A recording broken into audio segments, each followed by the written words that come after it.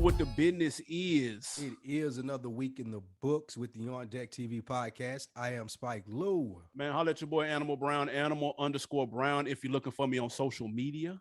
Absolutely, man. I am Spike Lou on those same social sites. Happy belated Labor Day to everybody out there coming off a long holiday weekend. How you feeling out there? Man, feeling good, feeling great. Shout out to the long weekends, man. I hope everybody was safe out here in these streets because it's COVID is still here. It is really real outside. Absolutely, man. And RIP to Michael K. Williams. Fans of The Wire know him as Omar. Boardwalk Empire know him as Chalky White. I'm a really big TV fan, so I was sad to see that news come across the screen this weekend, man. RIP to Michael K., man. Great actor. Absolutely, man. Especially under the circumstances. You hate to see it like that. Yeah, you hate to see that, man. And it's criminal that you haven't seen The Wire. That's the I haven't. I've thing. seen season 1.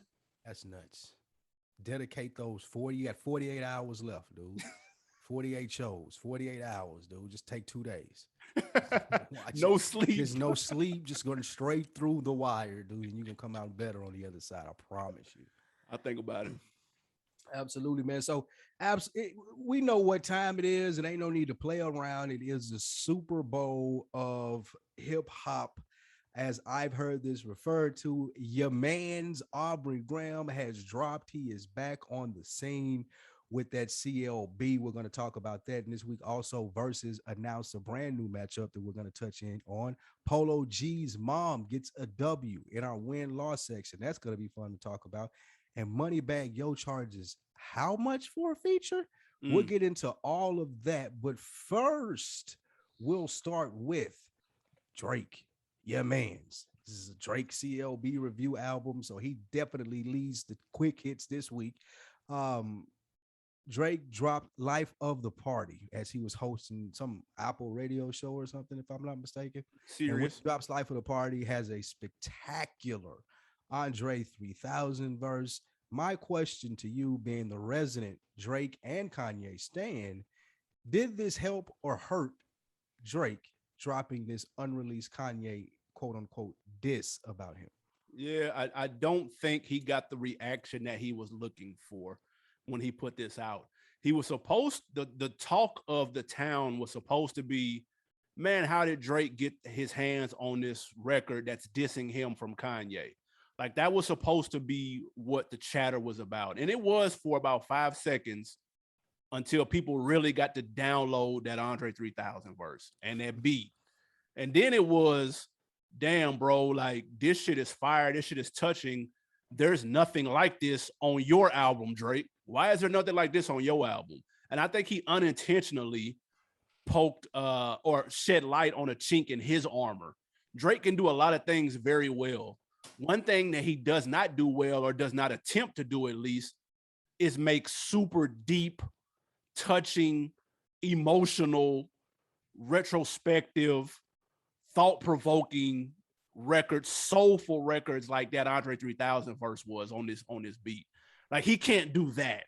And I think he exposed himself unintentionally by putting this record out the same day he put his album out. And it shined a little bit of light on, bro, it ain't nothing like this on your project, bro. And I don't think he was anticipating that.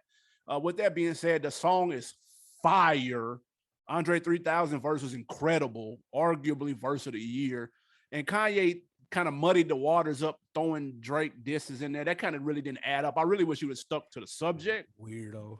Yeah, that was one of those moments where I'm like, I really wish he would have stuck to the subject, because that could have been a fire ass record. So I think it backfired. It was a weird flex by Drake for sure. What you think? It was a weird flex by Drake, and the numbers reflected that. We'll get into them later. Hip hop is about numbers as opposed to everything else. But on the second day of streaming, Drake's numbers go down, Kanye's go up. Yeah. This is around the same time that the song comes out. So like you say, people are expecting Drake to be promoting his album, talking about his projects. And when you put I don't know what word to use for Andre 3000, but we rarely hear new verses. So that's true. Just a hip hop historian, as these guys claim to be, you should know if I'm dropping an Andre verse and it's this fire, like, it's going to overshadow anything No. what's going on. And that's what happened. That's how great Andre is. That's how he gets mentioned in those conversations as greatest rapper, because every time we hear a verse, it starts up. And it's because he's so good at what he does. I'll disagree with you on the fact, though, that Drake doesn't do this. I think Drake, all he does is the introspective stuff. It just doesn't cut like Andre's cuts, because Andre is more, he pays attention more. He has more of a perspective. Drake only talks about himself, which is cool. Like, if you're the trending topic, if you're Drake, then it's awesome to talk about Drake. Like, if I was Drake, I'd talk about me too. Look at what I'm doing. I'm Michael Jackson, as he says on this. But it just doesn't hit the same, like you said, when it's Andre 3000 talking to Kanye West about his dead mother and rhyming it up and talking about his Sunday school teacher. And like, that is fascinating, because as I've talked about when we did our top 5 rappers, rappers are commentators of the culture. As soon as they was coming for Andre, he had a response. He had the whole breakdown. Yeah. This is what this record was about. This is why I took this as approach. This is why I didn't make the album. That's artistic. And that's why when people say Andre may be top 5 or whatever it may be, all of that entailed in this verse and the response. I loved it, but it did backfire for Drake. It did. And you say that Drake can do, listen. Western Road flows. I'm the biggest Drake fan this side of the Mississippi. I don't get what you're saying when you say it, because he does this all the time. I'm gonna give you a sample. Road, 7th and Brittle. I'm gonna give you a sample. This nigga Andre comes out the gate. Wait, first of all, this is Andre 3000. But that's who we. Hey, listen. Did Drake even hear this before he pushed the button? Nigga, did you listen to it? Drake's team is usually so on point. Somebody in the team should have said, let's not do that right now. I would have buried this. That's what I'm. Delete it, nigga. If anything, get this shit as far away from the public as possible, my nigga. Because, like you said, it ain't that Drake can't do this. He does it all the time. He's just not this good at it. Like, but that's what I mean. That's what I mean by that. He does a lot of things well. Like, he tries it all the time. It just like, and it sticks sometimes. Like, you got Western Road flows, like I said. You in the Sick Way talking about his mom. Like, you have songs where Drake is trying to get in their bag, and it's cool for a Drake album. Now, those songs are fire. Andre. Yeah. No, those songs are fire. Andre's just a better MC though. Like, he's just better at this. Yeah, if we doing this, then I'm better. And that's what I'm saying. And listen, if we sat here and listed rappers who couldn't do this, we'd be here all night. So I'm not trying to say, like, it's that deep, but I just don't think. I think he thought it was a chess move, and it was really just it kind of backfired. But how though? Like, I just did you see the comments on social media? Go look at the video on YouTube for those that are still up and read the comments. Niggas are saying, Drake. Niggas are saying, like, how you drop the best, how the best song you put out ain't even on your album. Like, nigga, like, how you do that? Yeah. Like, people are saying this Kanye best song in 5 years, dude. Like, why would you put that out? And they're supposed to be beefing with this nigga. You just put out his best song in recent memory. Like, this the old Kanye. If Kanye put out an album of this, Kanye was upset about this, right?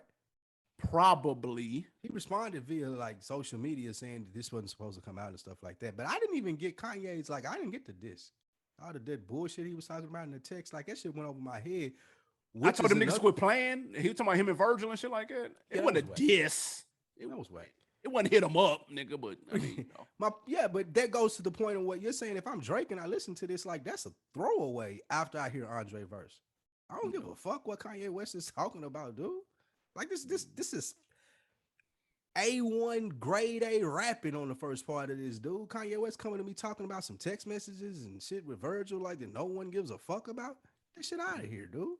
That's how Drake should have responded. So I ask you as a Drake fan, like, what do you think that he thought he would get from this? Like, what was the response that, if you were on Drake's team and you agree with this, that you thought that you would have gotten? This is the classic 8 Mile Eminem thing where you talk about yourself before your opponent can. He thought he was pulling one of those. He was going to release the diss song aimed at him so people could be like, yo, how he get his hands on that? Oh, shit. No. Like, no. And that's my nigga. And his promo team was doing a thing up until this point. That did not work. And I'm finna get these Andre 3000 bars off. You got me fucked up. Hey, Miss Donda, if you run into my mama, please tell her I said say something. I'm starting to believe ain't no such thing as heaven's trumpets. No after, over, this is it, done. If there's a heaven, you would think they let you speak to your son. Drake, love the nigga to death. He has never said anything like that. Never. No, and nigga, that's my favorite rapper. I got him in the top 5 already, and he ain't said nothing like that. I'm gonna keep it. It's a lot of rappers that ain't never said anything like that, though. Exactly, but not all rappers have leaked this on purpose the week that they shit come out. That's all I'm saying. Well, okay, this also goes to what we'll talk about later. Beyond the rollout, because you said it was amazing, the personalities, the Mamba mentality, as we call it in this generation. For our generation, it was the Jordan killer instinct. Drake doesn't have that, because if you did, what you do is bury this shit. But Drake is a fan of hip hop. He's a fan of the culture. That's true. Well, I want the people to hear this and it's amazing. Andre, man, fuck all of that, dude. This is about wins and losses, as Meek Mill says, dude. And you took an L. But I mean, he ain't gonna take nothing. He don't lose anything from it. So I get that aspect of being a fan of it, but you're being too nice to this nigga. That's why you're in the position that you're in. Before we get out of here, if Kanye made an album of that right there, of like 12 of those, he could wear the MAGA hat on the cover, nigga, and nobody would give a shit, dude. Like niggas would that shit. People have been crying for that right there. That shit was fire, nigga, even with the DMX sample at the end. That wouldn't even have fit on his album though. No, it wouldn't have. It wouldn't. It was a good record, but it wouldn't have made sense on his album. He wasn't rapping like that at no point on that album. Yeah, nah, it wouldn't have made sense. The beat, even the production didn't sound. It wouldn't have fit. It would have been a good song, a nice bonus song, but other than that, nah. No. Moving on, man. Your man's Milk Carton Kendrick. Kendrick Lamar has registered not 1, not 2, but 9 new songs with ASCAP. People are assuming that this is for his new project, new album that he spoke about a couple of weeks ago, coming soon. That Oklama, I guess is how you say it. Oklama. I don't know. We think that's the name of the album, not really for sure. Now, with this new information, can you guarantee that he is dropping before the end of the year? I think if it's up to Kendrick, then absolutely. I don't see that these songs are registered under Top Dog Entertainment. And I could also see Kendrick Lamar wanting to get the process done. I'm ready to get on with my new phase of my life, as we reporting on with him starting his own label. But also I could see Top Dog Entertainment like, hold on, bro. The last Kendrick Lamar album?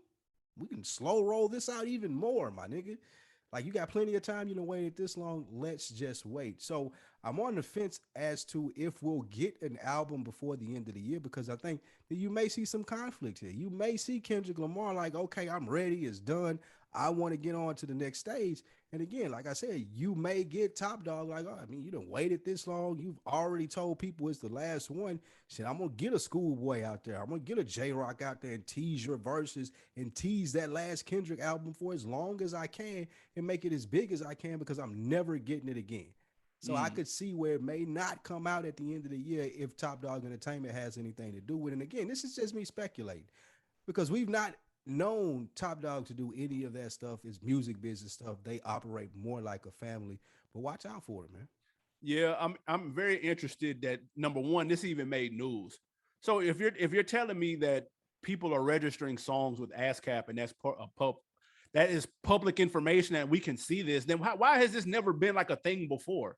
You know what I'm saying? Like, why nobody named the Kendrick, the Drake songs that were registered before the album came? Like, somebody has to explain that to me. Shout out to like Wendy Day or somebody that may be able to fill in some gaps, because I don't understand how this is news. We've never talked about this before on the show. What is ASCAP?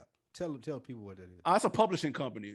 There's 2 publishing companies, ASCAP and BMI, and you have to register your songs so that they're copywritten and trademarked and all that shit. The writers, producers, that's how they keep up with how many times it gets played, and they pay people based on all of that shit. They keep score, basically. So these are brand new songs, and this is why he has to register, and this is to make sure that the people are going to get paid from it. And it's like you said, that's a great point. I've never heard like Jay-Z's registering 9 songs with ASCAP. So I don't know, is it public information, or is this a new weird rollout that we see? Like, is this that's possible too? Like, this may be one of those new, Kendrick, like it's mysterious. Yeah. Like you said, I've been following hip hop for 30 years. I've never heard this. Never. Not one time on this show we've been doing since 2013. How we started off with, J. Cole registered 7 new songs on ASCAP. His new album is on the way. Like, what? So that's their. I don't know. This is what you get when you got Kendrick Lamar in the anticipation and no words, though. Like they don't That's talk true. about. Like I don't hear anything. I will say this though, before we move on, there is a rumored Jay-Z was shooting a video in the UK. You see that? I did see that. New Hove on the way. That's for him and Beyonce. Relax, bro. You think we don't need Definitely we a don't new need three of Carter's. them. We don't need another tour of that. Yeah, it's definitely another Carter album coming. Oh The no, Carters or whatever it may be. yeah, we don't need that. We don't need that. You get ready for that tour as soon as. Yeah, I'm good on that. Racking. What we got next? Speaking of tours, being outside, having fun, man. Verzuz has announced another stellar matchup. I'll let you decide that. We got your man's Fat Joe, famous from Jealous One Still Envy, and Ja Rule. Let's go. Get Ja Rule on the phone. Let's go. Because there's a new Verzuz coming up between those two. My question to you, Animal Brown, are you tuning in for the Fat Joe versus Ja Rule Verzuz? How hype are you?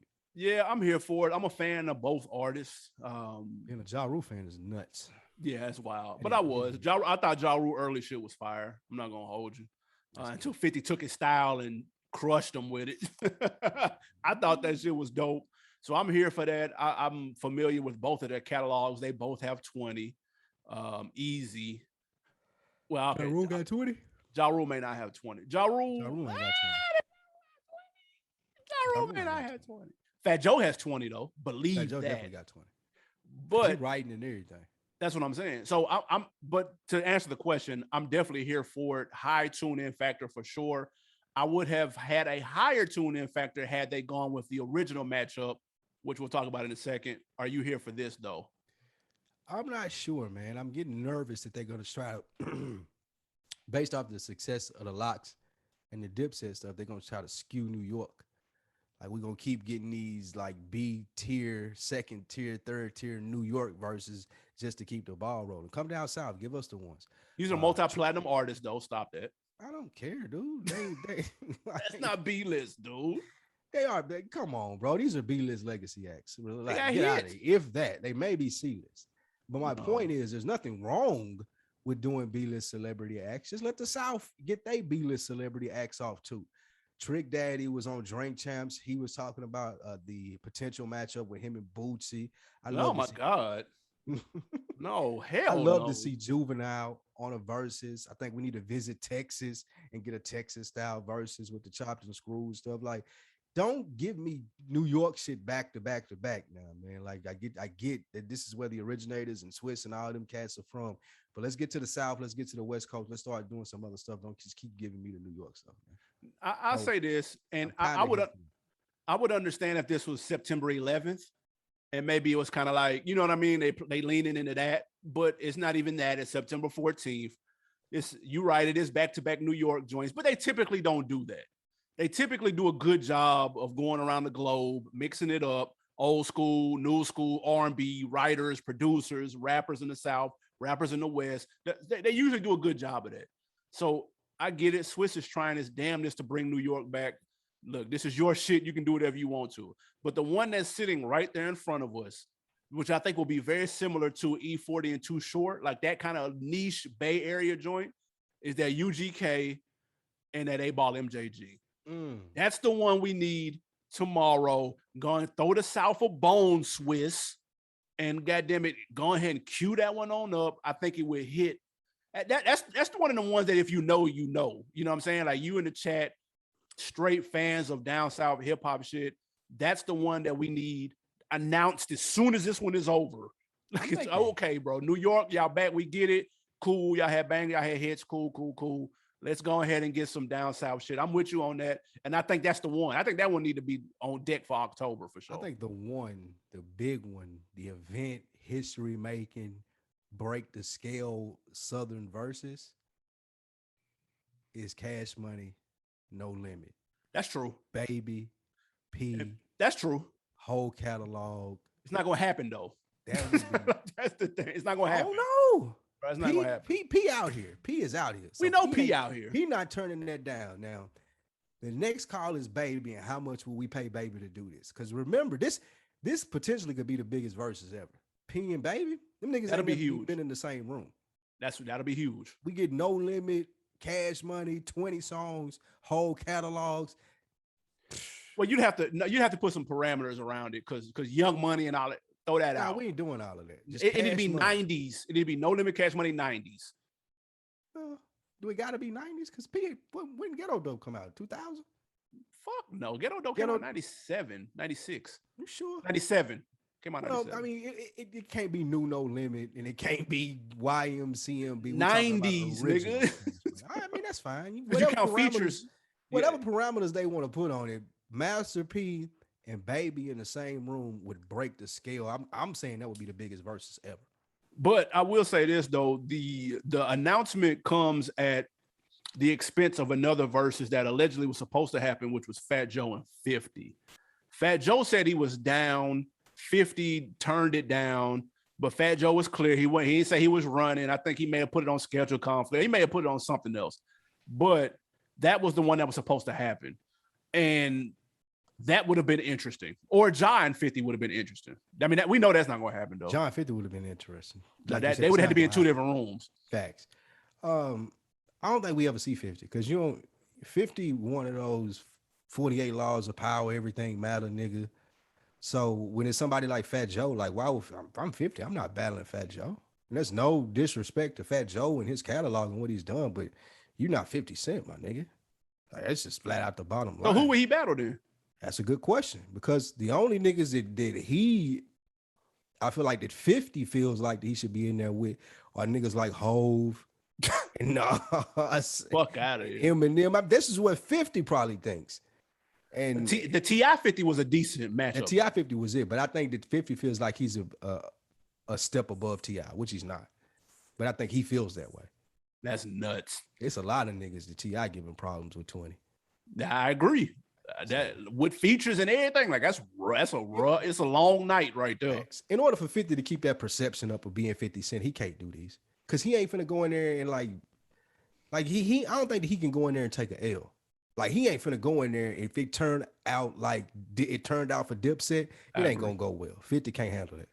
Like he ain't got the temperament for that to lose in there in front of all them people and handle it like elegantly, like Cam did. Like nah. He learned his lesson going up against that graduation with that Curtis. Back in the day. And exactly. That was the last public L we've seen. Ain't no public. And I bet you if you ask him about that, he got a story and he's still mad about that. I bet you he do. That's fact. Just the type of nigga 50 is. Man, before we get to the CLB review, man, let's talk Billboard. They named the greatest all-time song of the summer. Drum roll, please. It is Puff Daddy and the Family, I'll Be Missing You. Do you agree that I'll Be Missing You is the greatest all-time song of the summer? No. This is cheat code. It got to be just because of the sample. Like, what is it? Yeah. Eagles? Man, don't listen. Well, whoever. Every step I take, it's the sample. It's the sample. And Puff was brilliant in putting the sample together for the big. He got it to big pass and he got it together real quick, got it out. It was a dope thing to do. But I've literally never listened to this song in the summertime and been like, man, this feels good outside. Let me put that Missing You by Puff Daddy on. I've never done that. Nope. Never. Neither have I. And that's for the record, that's the Police. Every Breath You Take is the sample. I'm not putting that on in the summertime either. Neither one of those songs is getting played at the barbecue, dude. The real answer, and we've actually done an episode on this of the best summer songs ever. Go check that catalog. It's Summertime, bro. Fresh Prince. Yeah. Yeah, that's the answer. There's no other answer, dude. That's in the title. That's it. Yeah. There's other banging summertime songs for sure. That's number one forever and a day. Let's just that's it. It's a wrap. The new generation listen to that, you think? They should.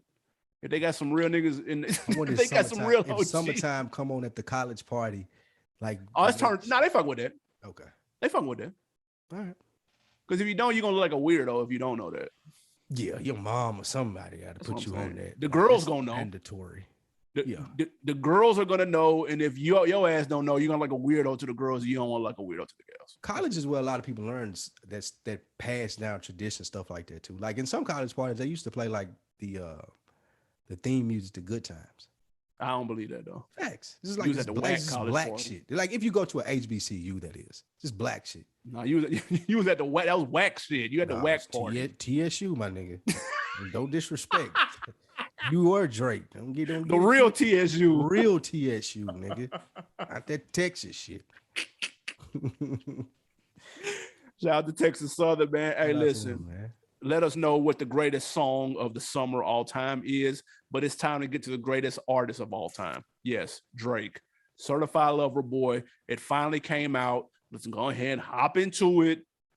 What did you think about the rollout? I know I alluded to it earlier. I thought the rollout was pretty spot on, much like his rollouts usually are. His team is pretty solid. What did you think about the rollout itself, though? Brilliant. One of the things that Drake probably never misses at is rollouts, preparing you for his album. He does a great job of making it feel like it's a Super Bowl Sunday. Like big shit is happening when my album drop. If I'm talking about Drake, listening parties, we streaming on Apple Radio. Like motherfuckers is gonna be sitting by their radio like it's the 50s to see me when I drop, and that's dope. I think more artists need to do that, and Drake is able to do that without hiding, like Kendrick Lamar. Drake is able to do that without involving tons of other people like J. Cole. Drake is able to just off the name of Drake, and then of course he had some billboards telling you who was features. He had a funny That was dope. meme. That was dope. Yeah. He had the funny GIF for the album title, and that was dope. But just generating buzz. The Kanye stuff was kind of whack to me, but it did also generate buzz. Just the anticipation of an artist like Drake. What does he have next? What's the next smash hotline bling that he'll have on there? All of that stuff ties into when you have the number one artist in the world ready to drop an album. And I don't think that he missed in preparation for this. It felt big. Pause. People were waiting up. They wanted to see this. Like you said, everything was retweeted as far as the meme and people changing it out. It was big. It felt big. It looked big. Everything around it was big. And that's what Drake does. He prepares you for a big day in hip hop. Like really no artist before, maybe with Jay-Z. I feel like with the Blueprint and a couple of albums, he was able to do that. Not every one of them. Almost every Drake album has been like this from the start since the mixtape. Yes, they're events. Facts. You know what I mean? They're events. If you're another artist, you don't want to drop on this day. You just want to let's avoid it. Let's just go ahead and let it cool down. And you know what I mean? And like you said, that's kind of where he is as an artist in hip hop and in pop culture. Period. I'm astonished that he is able to create these album covers that continue to be memed left and right, dude. I don't know how he did. This is up there with the one where he's sitting on top of the Views, where he's sitting on top of the damn Toronto thing, which got memed. They had the meme generator for that, where you could sit them on top of different shit. Mm-hmm. Like, bro, I don't know how they keep putting. Because I saw the album cover and I was like, the album cover was some mid. You know what I mean? Fake.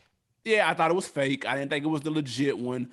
And then you see companies. I just saw a damn juice company where the girls was holding their juice flavor and it was certified juice. I was like, what? Like, did you see the Trojan one? Did you see the Trojan condom one? That was killing.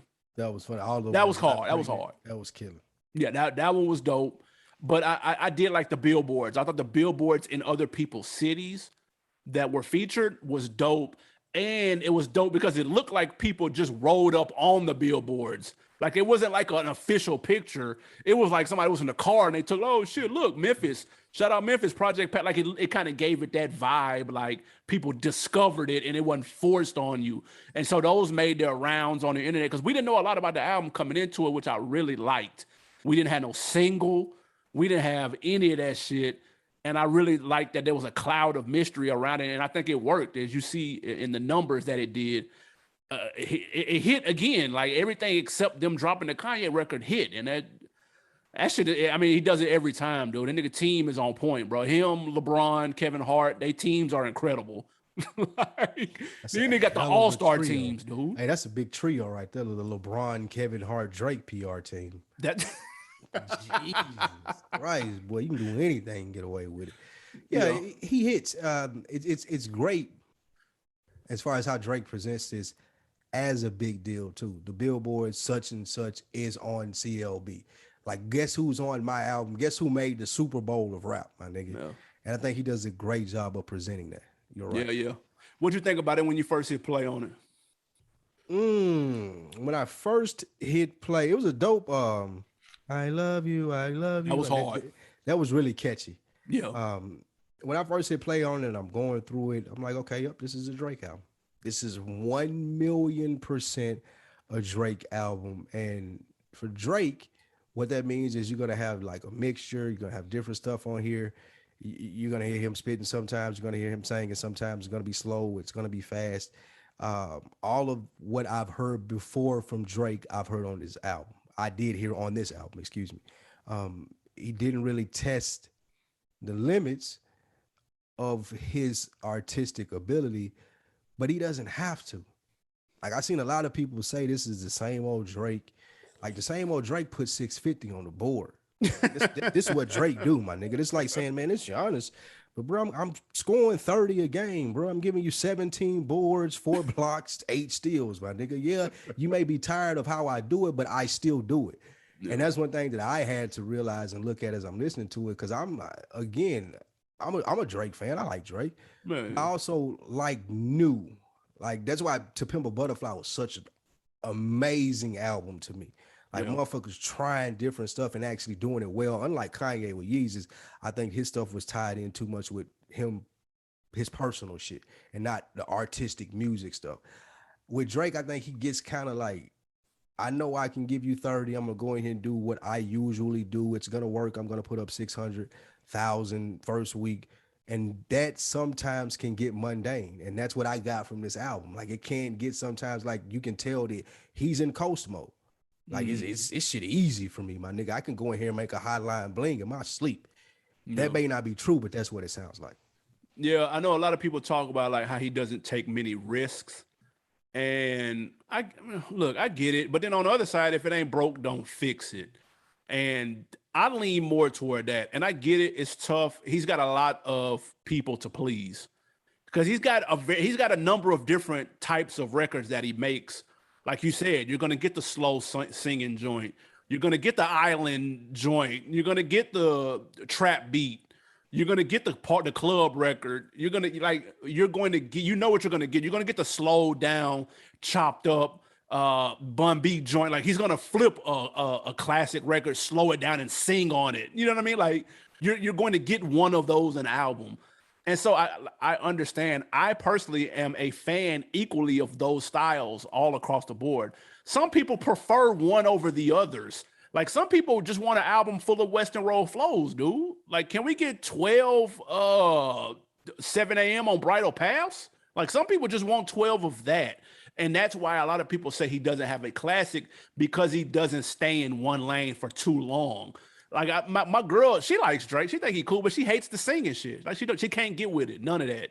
She's like, no, this is some slaw. Like, the singing shit is some slaw. She likes when he's over, take key, fuck these niggas. When he's over that, like, he floating. She's like, I fuck with stuff like that.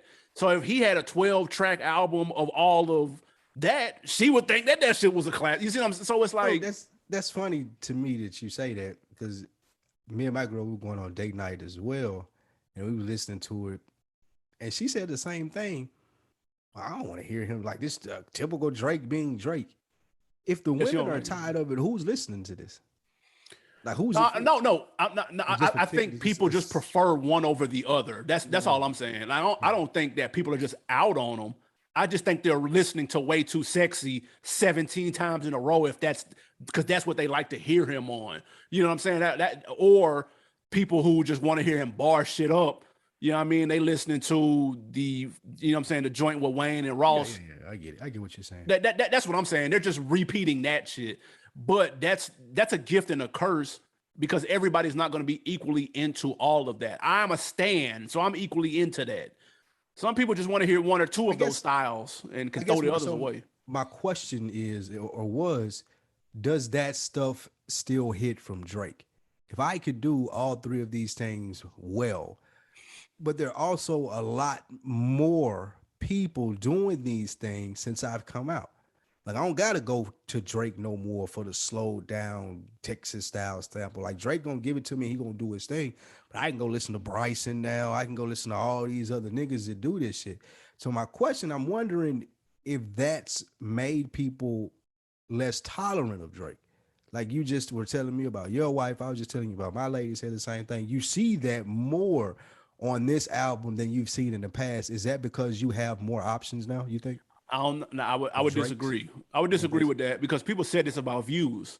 When Views first came out, man, he's singing too much. Niggas just want him to shut up and rap. That view is different though, man. But it took it. They had to grow on people though. Yeah. He even said that drop a classic. What did he say? Drop a classic years later, they call it a sleeper. You know what I mean? Like people had to grow on that because this is Drake. In my opinion, Drake makes music that you have to kind of let marinate a little bit because some of it can turn you off top. Like some of the song with him and Kid Cudi. If you don't like Drake singing, bro, like you're throwing that in a tree, like bro, turn that shit the fuck off. You know what I'm saying? But if that also could grow on you too, because it's actually a solid record though. So it's like but that's why he elicits such wide ranges of opinions when his shit first comes out. You'll see the Jordan slamming the trash meme, or you'll see him holding up 5 rings, nigga talking about another class. You know what I'm saying? Like you get both ends of the spectrum because he's a polarizing act because he's got stands like me. But then he also has so kind of fair weather fans like, man, why is this nigga still singing? Like, what the fuck? Or why is he doing the island shit, bro? Nobody want to hear that shit. Or why is he doing the UK shit? Nobody want to hear that. Or my girl doesn't want to hear 7 a.m. on Bridal Path, bro. Like, she doesn't care about that shit. Like, you know what I'm saying? What kind of Drake? What Drake is she looking for? She like nonstop. Or sicko mode. Like, she like that. Got it. You know what I mean? So bro, the Western Roll flows and shit, she was like, okay. I think that shit is fire as fuck. But I say that to say that's one of his things that's tough when you're juggling so many different audience. When you're so popular, you have a lot of people to please. And that's why a lot of people can't come to a consensus on his projects. And that's why you sell 650 first week, because you're pleasing so many different fan bases. Exactly. That's it, bro. You're touching so many different people. I'll say when I listened to it, I did like the album though. I had to untrain my ears from the Kanye Donda joint because I haven't listened to that all week and it's completely different than that. But I did really like it. As I was listening to, I didn't think to myself, man, okay, this one ain't it. And there's usually one or two, even though I'm a stan, there's usually one or two I'm like, that this ain't it. But I didn't really get that vibe when I listened to this, with the exception of one, which I'll get to in a minute. But I really did like the album when I listened to it. And it gave me exactly what I was looking for. This is what I need right here. And the intro set the tone. I like that. The certified lover boy and then the I love you. I said, okay, I see what we in for. Like, this let me know what I was going to, what I was getting ready to walk into, and I was here for it. What worked on the album? So a lot of tracks on here. What worked on the album for you? What worked on the album? When I walked into it, I like it, but I was feeling like, okay, this is Drake. It's a Drake album. And I got to Way Too Sexy. Yeah, that's that the bop. Yeah. Like my nigga, like Jay said in the documentary Black Album, when he was looking for the dirt off your shoulders, he's like, man, I need that bounce. Where the bounce at, my nigga? He got Timbaland on the phone, and Timbaland brought the bounce. Yep. Whoever did this Way Too Sexy with Future and Young Thug brought the motherfucking bounce. Yeah. Song is a hit. It was a brilliant idea. You couldn't ask for a better feature right here. Like Young Thug and Future on Way Too Sexy with Drake and the video is amazing. The video funny. Like, this song is gonna go up. It's my favorite song on the CD. Well, excuse me, the project. This is the one that jumped out to me. This was the one that was repeat first. That's a layup though, too, though. It's a layup. I have that's a layup. Easier layup for the remix of this. Ooh. Just bring the girls out, dude. I'm getting true. Meg. That's true. I'm getting City Girls. Cardi.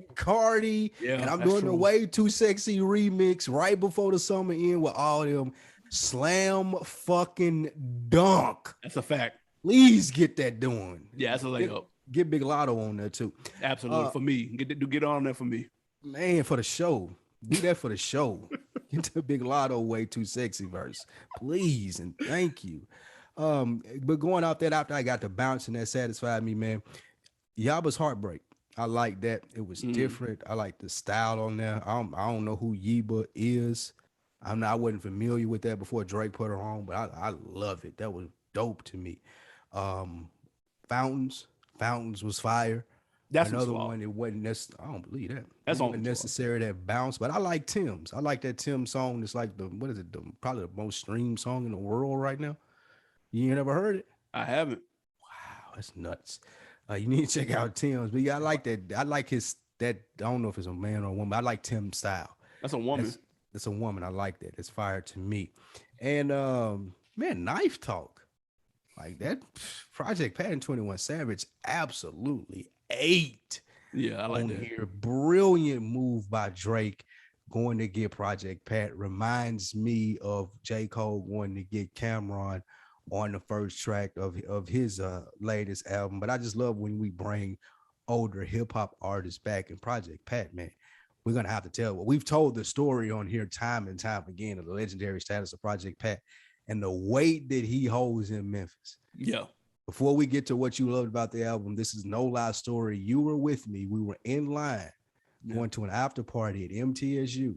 Yep. A nigga from Memphis argued us up and down. This was what, 90? Nah, later than that. This was 2000. 2000, early 2000. Nigga told us that Project Pat was better than Jay-Z. Dead serious. Straightest face on earth. Jay-Z, man. I'm telling you, man. Yeah. He was dead serious, and he said you can go to Memphis and ask anybody in Memphis, and they would tell you the same thing. I will never forget that for as long as I live. I promise you, I will never forget that. I just say that to say how much Project Pat is fucking with in Memphis. People love him.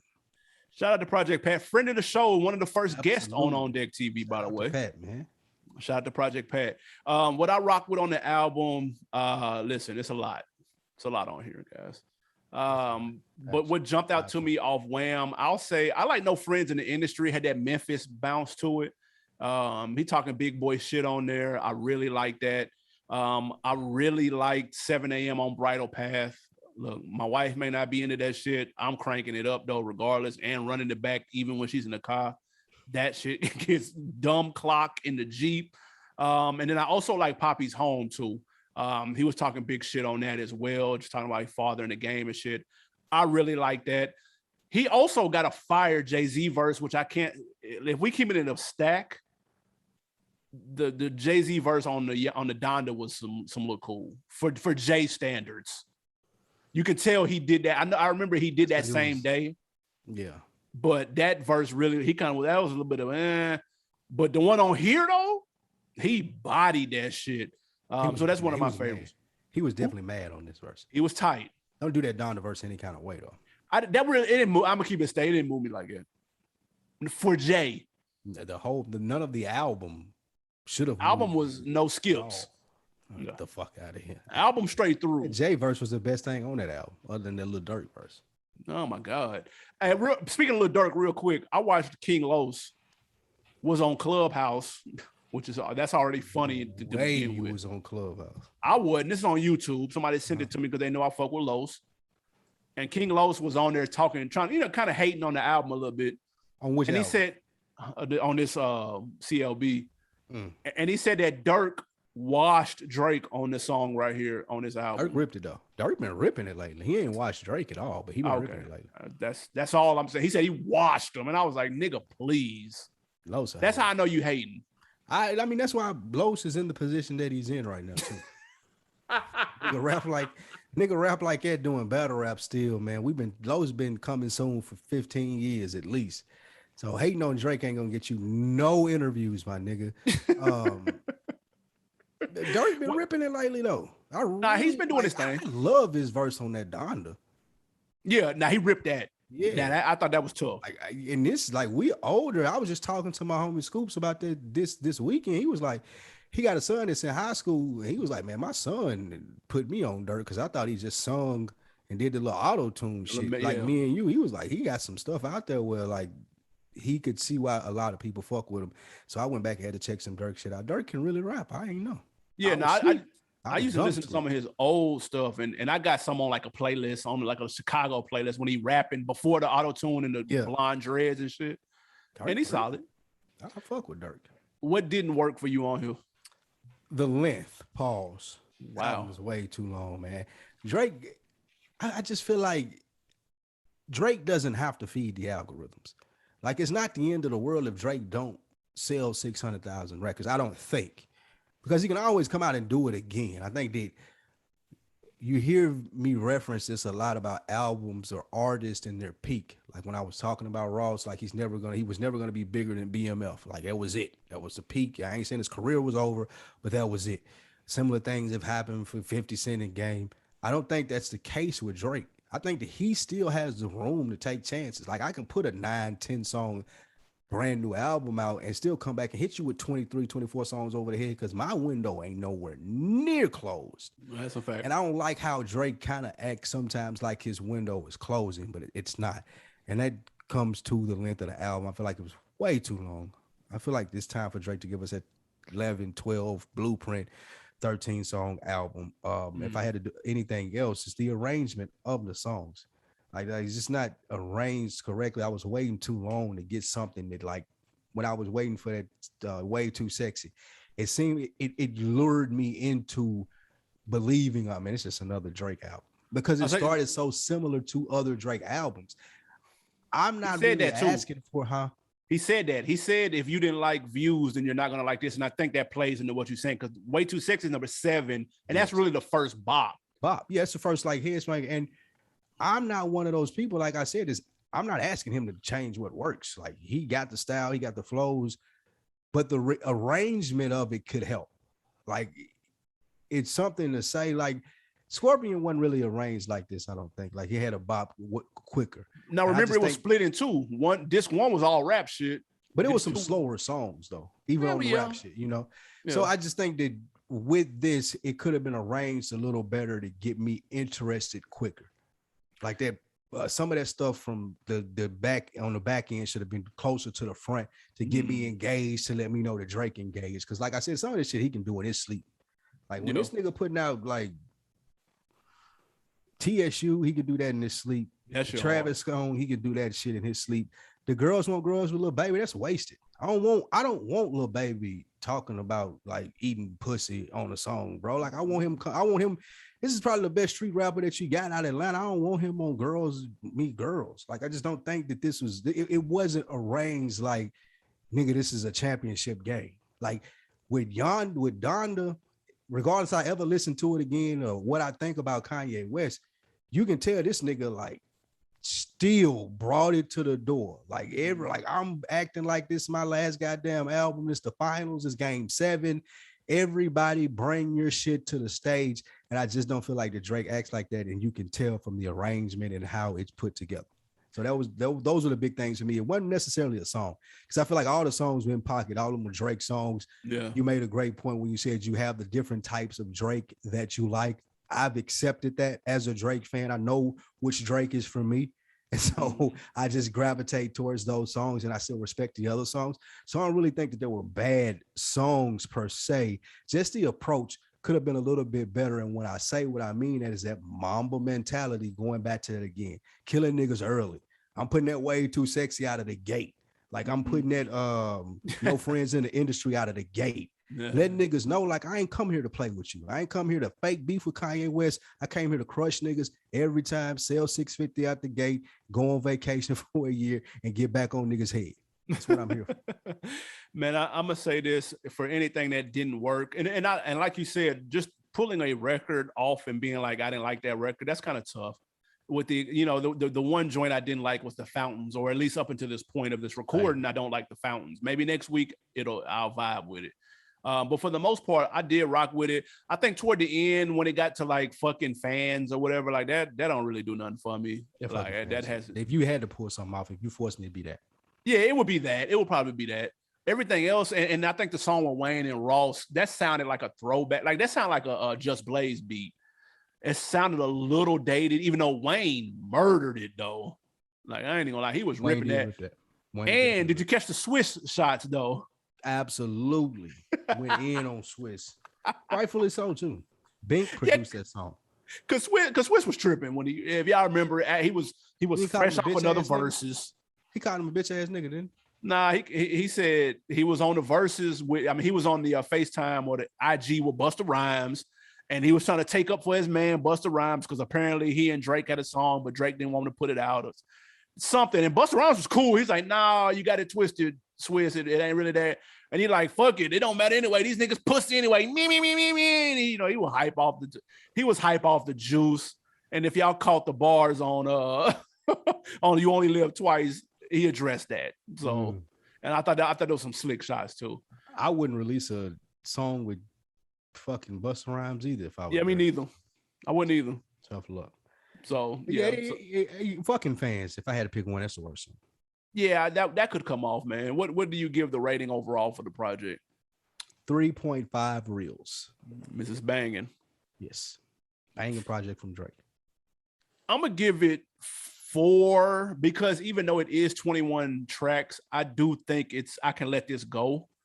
Shout out, first of all, what a week we've had. Shout out to Kanye. 7 days, man. 2 albums. What we got 48 tracks, no skips. Like this shit is we're witnessing history, people. What was the other album with no skips other than this Drake? Donda, motherfucker. Hell you talking about? Man. I never listened to that Donda again. That's your fault. Half because of hey, I do with Kanye. Halfly because of you, and the other half because I just don't want to hear it. You waiting on the fucking Plies and Boosie verses, but won't listen to the Donda. That's on. That says more about you, sir. Boosie and Trick Daddy, to be exact. That's even worse. Trick Daddy. That's an even worse matchup. Dan, I'm sorry. What did you just say? But I say 4. I say it's fire. I do really like it. I see myself revisiting a lot of songs on here and getting familiar with other ones that I didn't give a lot of time to because I kept running back the same ones that you like off top. But yeah, that Too Sexy, that's gonna be the vibe. That's gonna be the vibe for the rest of the summer though. You know what this week also made me think of when you speaking to speak to the Donda and to speak to this before we get out of here, I'd like to make a declaration. Oh shit. This album made me think about J. Cole and think that we're going to go back once all of this passing and these niggas stop rapping as much and look at J. Cole like he's the best out of this generation. I've switched my stance from Kendrick. And the reason that I say that is that Mamba mentality that we're talking about. Like when J. Cole found that lane and switched to the 2014 J. Cole that we know now, 100% in. Like, nigga, I'm gonna be the best rapper. The bars were there. I'm putting niggas on. I'm selling out like everything that you want from somebody who you would call the number one rapper. J. Cole is doing it. And even with Kendrick doesn't have the consistency. Like you don't hear from Kendrick as much as you hear from Cole. That's his chink. That's a chink in his armor. That's a chink in his armor. Yep. With Drake, like he can't spread his flower the way that J. Cole has. Like when you had the whole Dreamville sessions and Revenge of the Dreamers. It's something to be said to be able to do that and still be a fucking beast. No. Like J. Cole maintained that, and he's just been consistently there. It didn't take no Kanye West back and forth. It don't take a lot. And then I went back and I listened to his album, and nigga just rapping his ass off. Yeah, like it's really almost unfair to him to have to be compared to Kendrick Lamar and Drake, arguably 2 of the biggest acts that we're ever going to see in hip hop.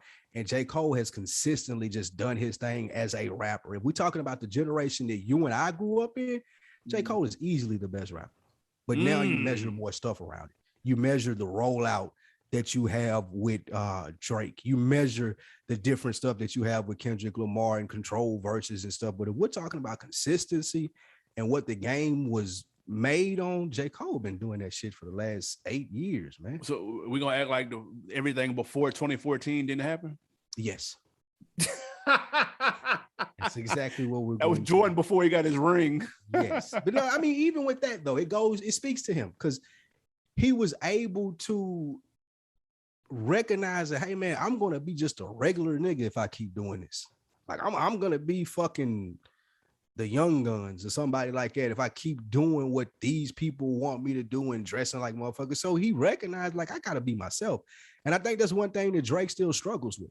Like Drake still struggles too, and it ain't really a part of his act, and I don't know him personally, but that thing that J. Cole gives you consistently that people relate to, Drake don't have that. I don't know. I know what you mean, but because J. Cole's fan base is more niche. That's why he can do $1 in a Dream show. But like it's more grassrootish. That's why it's so great though, because I can do it, and I'm still impacting like 1 million people. Like people are still mentioning me with a Drake and a Kendrick Lamar, even though my campaign is grassroots. There's a lot to be said for that, man. And that nigga rapping his ass off if I didn't just say that on that last album. Yeah, that album's stupid. Don't get it twisted. That shit is crazy. What we got on, man? Wins and losses before we get out of here. Get to these wins and losses, man, on the CLB episode from the On Deck TV show, man. First this week, there's a L on a follow-up report that we have for Kodak Black. This L goes to the Pompano Housing Authority. You remember we talked about Kodak Black dropping AC units off in the hood. Yep. Well, they're saying at Pompano Housing Authority that it was causing a disturbance, loud music being played in the parking lot, and the residents could not live peacefully. Yeah. Now they're trying to make it seem like because he was shooting music videos in the hood that it was causing a disturbance, when his team is thinking that it's more because he's providing them with the AC units and they don't like that shit. Yep, because they are supposed to be providing the AC units, and this is making them look bad. Exactly. They want to get young Kodak out of here. Shout out to Kodak, man. He been on this shit. He been not too rowdy. He's been squashing beefs. You see him and NBA Youngboy might go on tour. How? Well, they're supposed to squash the beef. NBA Youngboy is locked. Are they gonna FaceTime? When he get out, $20 million. Somebody offered them $20 million for it too. Damn.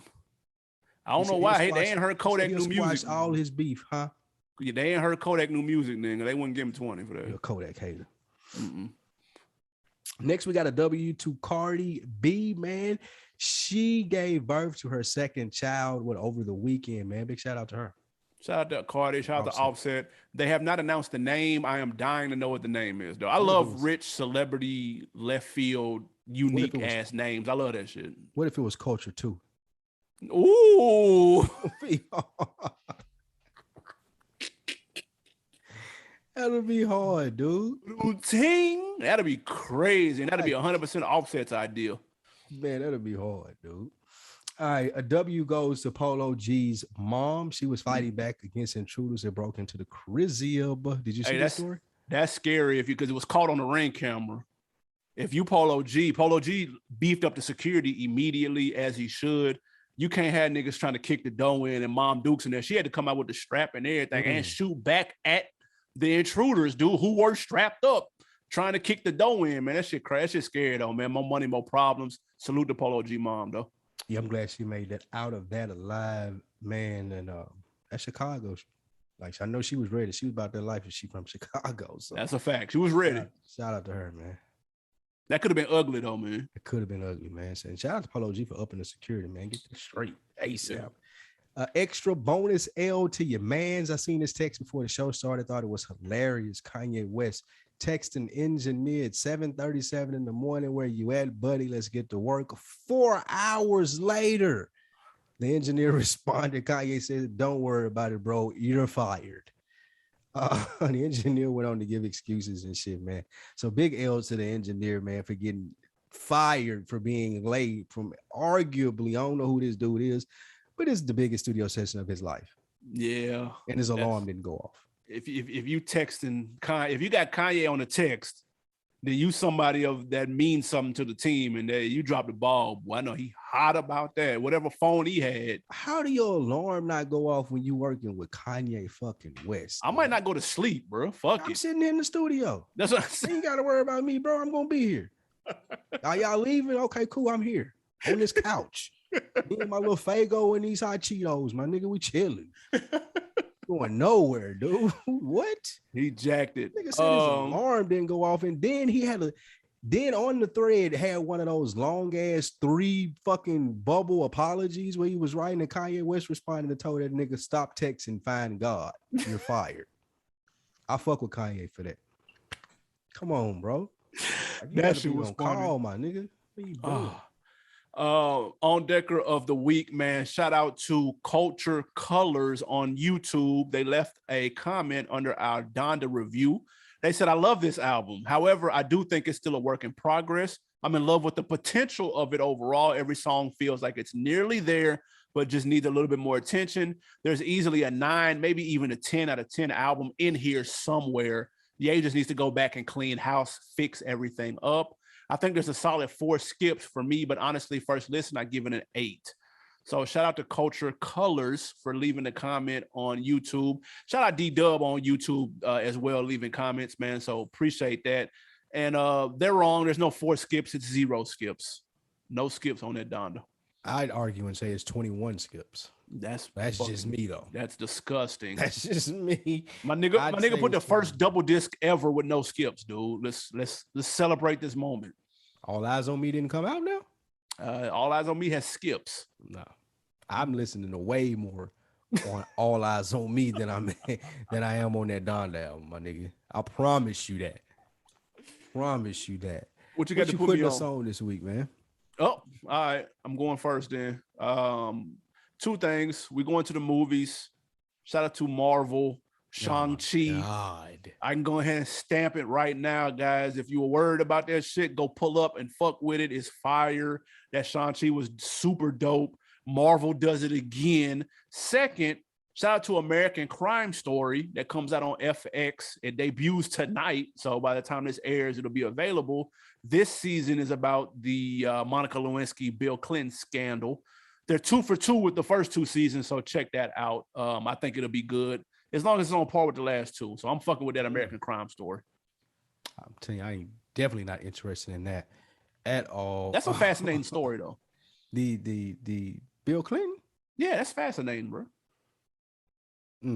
I don't know. It is. For me, I finally made it in the Putt Shack. Okay. The putt golf that we were trying to go to. It's in like 5 cities across the U.S. So if it's in your city, take a look it up. It was very fun. It's golf, but they keep scoring kind of like bowling. There's a chip inside the ball, so it can tell how many shots you took. You get different points for different tricks. It was really cool. Me and the lady went out and enjoyed that this weekend. So if you get a chance, if you see your city, check out Putt Shack. That was fire. And I like going out too, man. I mean, we like going out. You know what I mean? God dang, I like putt. The fuck? Get the fuck out of here, nigga. I invite you the last 9 places. I'm moving. It's going to take 9 hours for me to move. I like putt, B. But yeah, I'm definitely going again. We're going to have to hit that, though, because that shit was fun. That's a fact. I'm very, and you can be competitive and have fun with that shit, though. So, and the score's up on the screen. So check that out. And also, I started a new book by Malcolm Gladwell. It's called Blink. Yep. Thinking Without Thinking, How to Make Decisions Within 2 Seconds or Less with Using Your Subconscious. Fire. That's hard. My God, I just started. That shit is really fucking good. So if you're into reading and the audiobooks, please check out Blink. It's really good. Get your mind right as far as making good decisions. So check that out. I have to get into that, man. That's dope. Anything else? Oh, some business too. YouTube.com/OndeckTV. Make sure y'all subscribe, leave comments. We appreciate that. And Patreon.com/RealVille2. Brand new reviews coming up very soon. We got a special guest on there too, man. An old friend of the show. Make sure you check that out. Hint, hint. And make sure you go to @OndeckTV Show on Instagram and the Rap Chat group in Facebook. Anything else before we get ghost? Yeah, man. It's the On Deck TV show. Check us out. We're gonna have some new merch for you guys very, very soon with the seasons changing up, man. Let's get to this. We appreciate you guys for supporting. We out. Yes, sir. We out.